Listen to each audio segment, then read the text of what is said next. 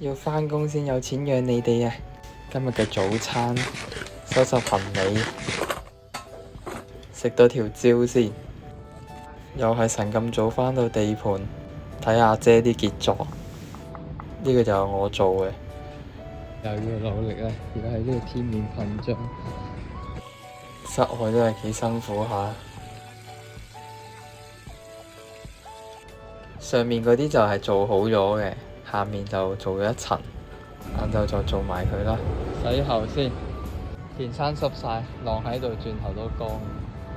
今日嘅午餐有雞翼同豬大腸。